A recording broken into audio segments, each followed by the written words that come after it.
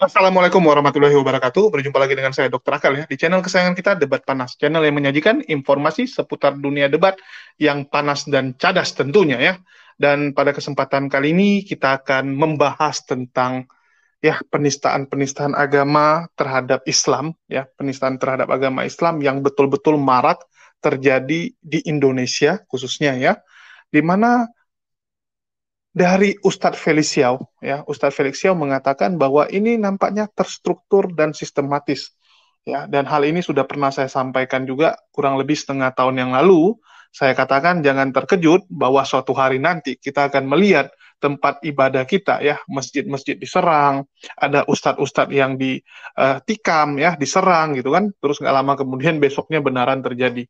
Ya, dan kita jangan langsung emosi dan langsung panas gitu, karena kita nggak tahu siapa yang bermain ini ya. Jadi belum tentu ya yang bermain ini dari agama sebelah, belum tentu. Ya, bisa jadi ini dari satu kelompok, dari suatu organisasi yang memang berniat ingin mengadu domba rakyat Indonesia. Dan dari awal saya sudah katakan, tidak mungkin ya agama lain dibentrokkan dengan Islam yang notaben adalah agama mayoritas dan mayoritasnya bukan 55%, bukan 60, bukan 70, tapi 87%, angka yang luar biasa. Ya, sedangkan agama lain kalau digabungin pun itu tidak bisa mengimbangi Islam. Jadi tidak mungkin dibentrokkan antara dua agama ini.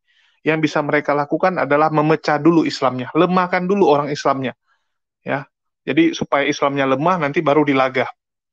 Inilah upaya-upaya yang dilakukan oleh orang luar, ya, dan saya sudah ulang-ulang katakan hati-hati. Ya, hati-hati sekali. Kita umat muslim itu benar-benar dihancurkan akidahnya dari dalam. Bagaimana generasi-generasi muda ini dibiarkan gitu kan agar mulai menyukai dengan budaya-budaya barat, ya, agar sudah mulai tidak peduli dengan agamanya. Dimulai dari ya sholatnya dibikin bolong-bolong, nanti jadi nggak sholat, gitu kan.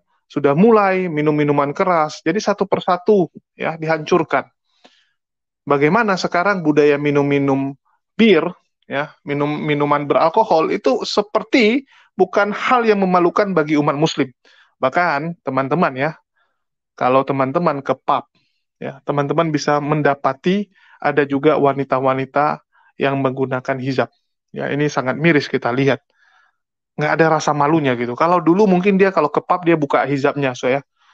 Jadi dia pergi ke pub, dia buka kalau hari biasa atau di kantor dia pakai supaya istilahnya nggak malu gitu.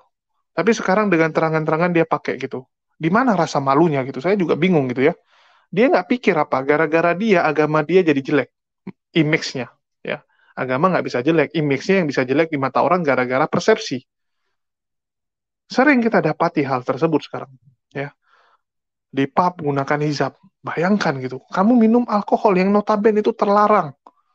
Ya, jadi saya nggak bisa pungkiri ya bahwa ya negara kita ini sedang krisis, ya, krisis mental gitu. Jadi mental kita tuh memang kebablasan dan memang itu grand design. Memang sudah direncanakan bahwa Indonesia tuh akan dihancurkan mentalnya dulu, akan dihancurkan dulu akidahnya. Nanti akan dibelah antara orang ya atau umat muslim yang pro kepada gaya hidup sekularisme, gaya hidup kebarat-baratan dengan umat muslim yang masih berpegang teguh dengan akidahnya. Memang sengaja dibelah, ya, dibentrokkan. Ini yang sedang terjadi. Jadi jangan terkejut gitu.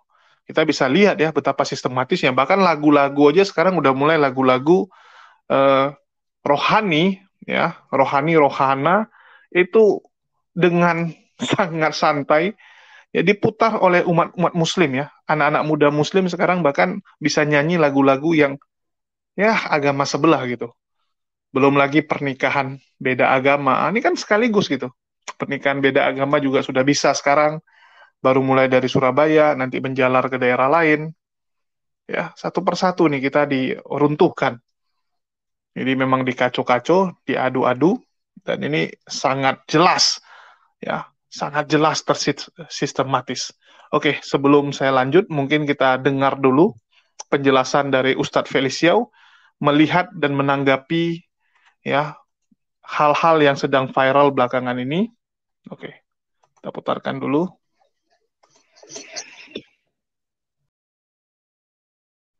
Oke, jadi jelas ya pandangan dari Ustadz Felix Yao dan saya setuju ya dengan apa yang dia katakan karena sama aja sebenarnya Holy Wings tutup pun ya Holy Wings punya izin sekarang kan dicabut atau apalah gitu ya.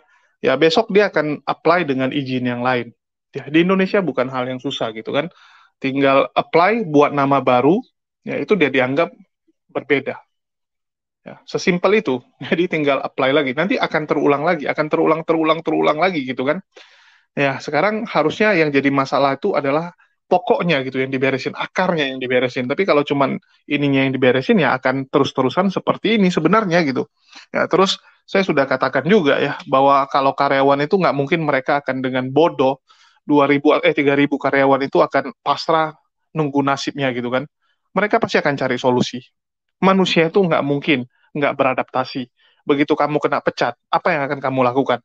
Cari kerjaan lain dong. Kan nggak mungkin dia bilang, oh udahlah saya pasrah, saya nggak bisa kerja di Holy Wings lagi, saya diam di rumah gitu kan, nunggu waktu meninggal, saya gunakan sisa tabungan saya, ya ada tabungan sisa berapa dia dipakai-pakai sampai habis, terus tinggal tunggu waktu meninggal. Nggak mungkin. Orang pasti akan berupaya ya, dia pasti akan ngelamar kerja di tempat lain, akan lakukan hal lain gitu. Ya, manusia pasti akan melakukan itu. Begitu juga dengan pemilik Holy Wings, pemegang saham Holy Wings. Misalnya tiba-tiba nggak boleh lagi jual miras. Apakah mereka akan dengan bodoh dengan mengatakan, udahlah rugi aja lah, investasi saya di Holy Wings sekian ratus miliar, udahlah, anggap rugi gitu. Nggak mungkin. Mereka pasti akan cari cara supaya investasi mereka balik bisa profit. Ya, misalnya jual sushi kayak, mau jual apa kayak gitu kan. Jadi beberapa cabangnya ada yang jadi steak, ada yang beberapa jadi McDonald atau jadi apa gitu kan. Mereka akan putar cara juga.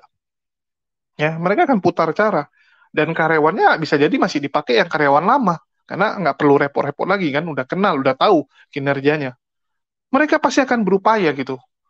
Ya, kalaupun nggak ya mungkin dijual ke jaringan-jaringan perusahaan yang lain gitu. Nggak mungkin akan dibiarkan begitu saja. Ya, siapa yang mau gitu kan? Kamu sudah renovasi satu tempat, habis sekian besar duit, terus tutup gitu aja. Nggak mungkin. Mereka pasti akan putar cara agar ini tetap bisa buka juga gitu. Sekarang masalahnya di Indonesia, kalau tetap mau dibiarkan bir ya dengan kadar di bawah 5%, ya udah itu kan balik lagi ke pemerintah. Kalau saya sih nggak ikutan lah. Ya itu balik lagi ke pemerintah boleh apa enggak. Kalau dikatakan Anies ingin mencabutnya ya bagus gitu kan. Kalau ada yang setuju dengan itu dicabut, ya pilih Anies. Kalau yang nggak setuju, ya jangan pilih Anies kan gitu. Ya semua balik ke masing-masing ya. Terus masalah sistematis. Kalau saya dari awal udah bilang memang kita ini sedang diaduk-aduk, ya, sedang dilemahkan akidahnya dari yang paling dasar, ya, dari musik, cara hidup, cara kita mandang agama. Itulah saya bilang sekarang orang ke klub itu udah pakai jilbab nggak ada masalah. Ya. Kalau dulu orang misalnya gitu kan buat jahat, ada simbol agama, minimal simbol agamanya diungsikan dulu gitu. Malu kita. Ah nggak enak lah gitu kan ditutupin dulu. Ini enggak, udah dengan pede-pedenya gitu. Orang nggak ada rasa malu lagi. Karena kenapa? Itu udah jadi kayak gaya sekarang. Gaya hidupnya memang seperti itu. Sama kayak dulu, orang kalau hutang nggak bayar, malu dia sembunyi gitu kan. Misalnya dia hutang belum sanggup bayar. Dia akan sembunyi dari yang ngasih hutang. Kalau orang sekarang, udah dia yang hutang, ditagih, dia yang marah. Kok bisa seperti itu? Itulah pergeseran.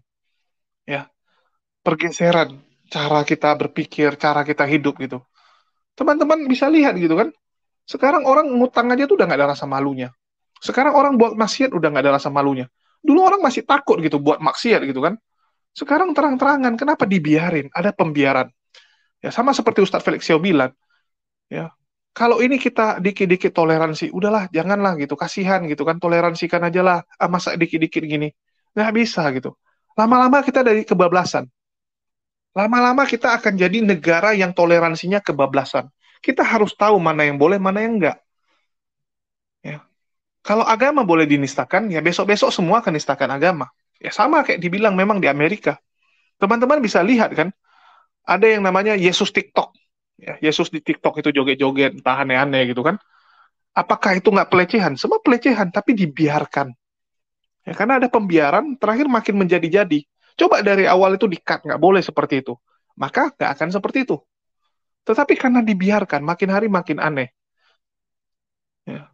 Di Amerika tuh kebablasannya luar biasa, makin hari makin aneh. Sekarang orang kalau bicara agama tuh memang dijadikan ejekan, ya. Agama tuh dijadikan ejekan di Amerika, dijadikan mainan, hal yang biasa. Karena memang udah kebablasan. Apakah Indonesia mau seperti itu? Sedikit-dikit kita jadikan agama itu main-mainan.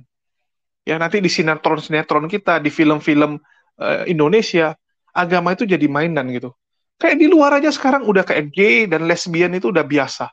Ya kemarin film Buzz Lightyear, ya itu perempuan sama perempuan ciuman, dicekal di beberapa negara Islam. Dibilang wah ini kok dicekal, padahal film kartun aja.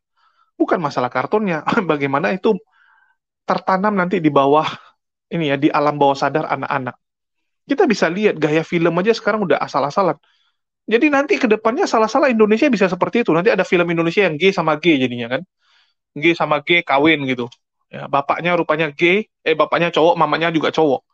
Mau gimana ini mental anak-anak kita? Kalau di film aja udah seperti itu, maka itu akan ditiru. Ya, akan ditiru gitu. Jadi kalau seperti ini aja dibiarkan terus ya, jangan terkejut kayak anak-anak kita tuh makin hancur. Ya, generasi akan datang ini makin hancur. Ini yang bahaya. Kita harus mikir bagaimana supaya generasi akan datang ya, anak cucu kita itu bisa dijaga, bisa jadi generasi yang bagus. Kalau kebablasan terus mereka yang akan menanggungnya, bukan kita yang nanggung. Nanti anak-anak cucu kita yang akan menanggung kebijakan yang kita buat sekarang. Ya, kebijakan yang kita buat sekarang itu nasibnya apa akan berpengaruh di masa depan, bukan sekarang. Nggak mungkin langsung. Setiap kebijakan tuh nggak mungkin langsung berubah, nggak mungkin langsung mempengaruhi gaya hidup orang. Butuh bertahun-tahun. Yang kasihan nanti anak cucu kita kalau minum-minum itu jadi lifestyle. Ya, di barat itu kan minum alkohol itu udah kayak minum air. Bahkan mereka lebih sering minum air daripada minum alkohol. Lebih sering minum alkohol daripada air putih. Ya, di Cina juga sama. Orang lebih sering ngebir daripada minum air mineral. Apakah Indonesia mau seperti itu? Ya. Apakah kita mau jadi negara seperti itu juga? Pokoknya pulang kerja ngebir dulu. Setiap malam ngebir dulu. Ya. Apakah mau seperti itu? Jadi balik lagi, ya teman-teman yang nilai sendiri, bahkan di daerah kita tahu ya bagaimana orang minum tua gitu kan. Ya, minum tua itu udah jadi kebiasaan juga. Ya itu yang terjadi gitu. Apa kita mau seperti itu? Terserah gitu. Jadi balik lagi ke para penonton, kalian yang nilai sendiri, ya kalian yang pikirkan apa yang dijelaskan oleh Ustadz Felix Yau luar biasa menurut saya. Dia melihat dengan gambaran besarnya, ya bukan hanya sepotong-potong, bukan lihat gambaran kecilnya, tapi memang gambaran besar. Memang negara kita sedang coba dihancurkan dari akidahnya, dari kelakuan manusianya. Ya, karena kalau mau hancurkan satu negara atau satu orang, satu kelompok, satu tempat gitu kan, hancurkan aja mentalnya, hancurkan dulu orangnya, dibodohi dulu orangnya, dikasih bodoh, dikasih aneh-aneh, ya nanti udah gampang kita urus dia. Jadi memang sistemnya seperti itu. Ya, bagaimana orang luar ingin mengadu domba kita, udah mulai nih bawa-bawa adu dombanya. Sama seperti zaman dulu saat mereka datang menjajah Indonesia ya. Cara yang sama dilakukan ya dengan strategi adu domba. Ya, jadi hati-hati bagi anak bangsa, ya bijaklah menyikapi sesuatu, lihatlah dari gambaran besarnya. Jangan cuman tertuju, wah kasihan 2.800 orang. Kasihan ada karyawannya gitu. Nggak sesimpel itu, coy.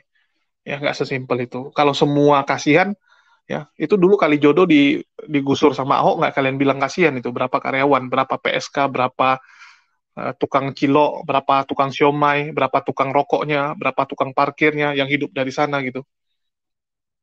Ya, tapi demi kepentingan nasional, demi kepentingan bangsa, ya, kepentingan anak cucu harus diambil keputusan-keputusan tersebut. Jadi saya harap ada solusi dari pemerintahan terhadap ya pemerintah terhadap masalah ini dan keputusan yang terbaik kita tunggu yaitu urusan negara bukan urusan saya karena saya bukan negara. Ya biarkan negara yang berpikir apa yang terbaik bagi rakyat Indonesia. Ya, karena mereka kan digaji memang untuk berpikir itu, bukan kita yang digaji. Ya, biarkan pemerintah yang mutusin, kita hanya dukung, ya, kita cuma awasi apa yang dilakukan oleh pemerintah. Itu aja dari saya. Makasih nih buat teman-teman yang udah nyimak di debat panas.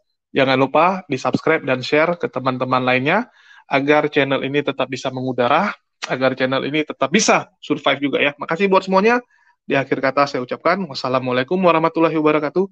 Sampai jumpa di lain kesempatan.